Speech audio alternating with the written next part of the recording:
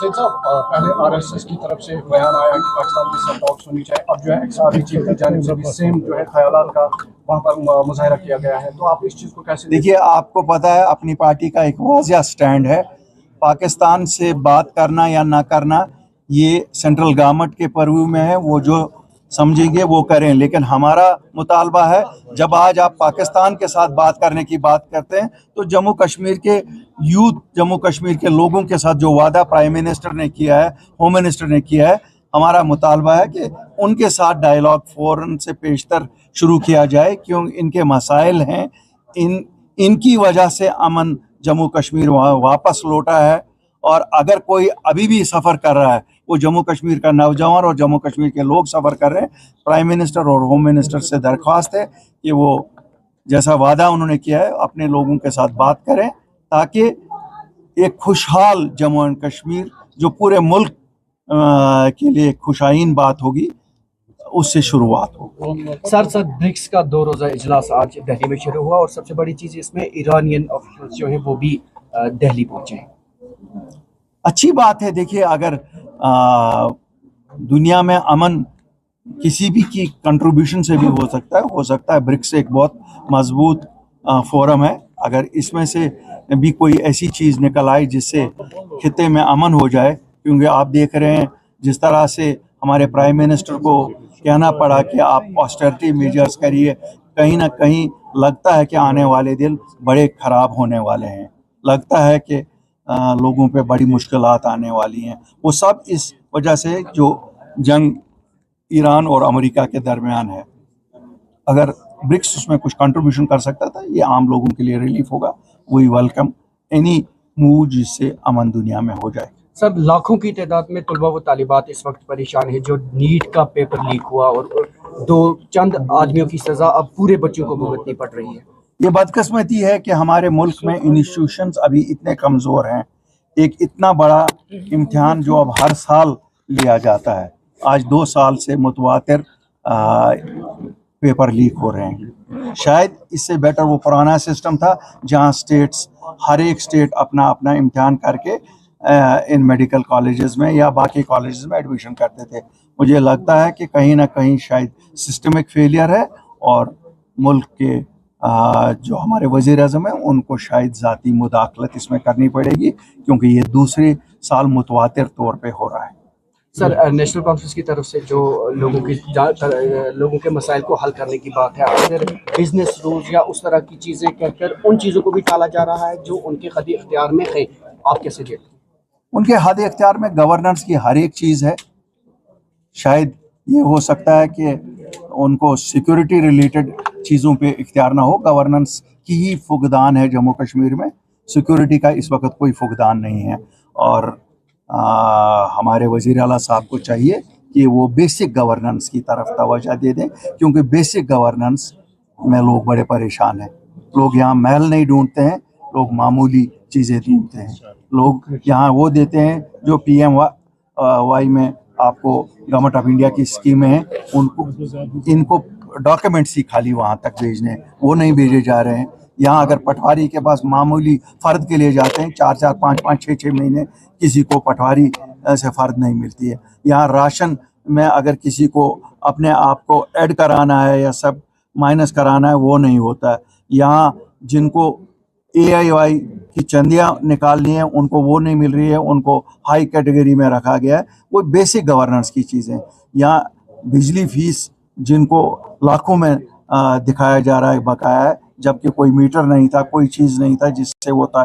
खुद ही बिलें बनाई हैं, खुद ही बिलें भेजी हैं लोगों को।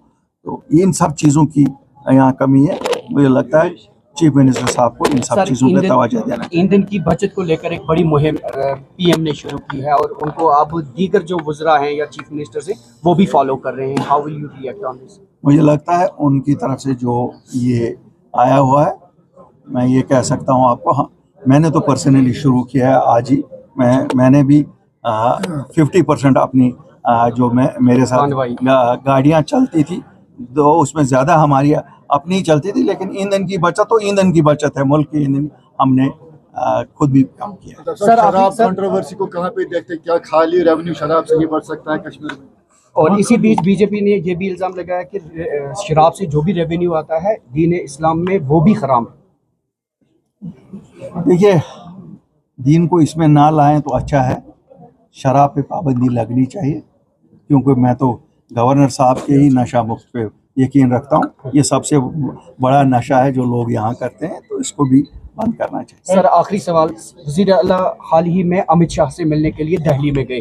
बीजेपी ने ये कहा, सीएम ने कहा कि हम स्टेट फूड या बाकी चीज़ों के मुद्दों पर बात करेंगे, लेकिन बीजेपी ने कहा कि सीएम इनसिक्योर फील कर रहे हैं। वेस्ट बंगाल में जो इलेक्शंस के नतीजे आई, इनसिक्योरिटी थी, और वो मुबारकबाद देने के लिए अमित शाह के पास गए। How will you react?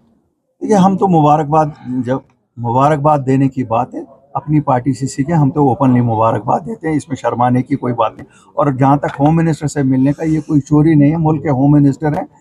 बात तो वही है जो इलेक्शन में ये कहते थे कि जो उनके पास जाएगा वो एजेंट है।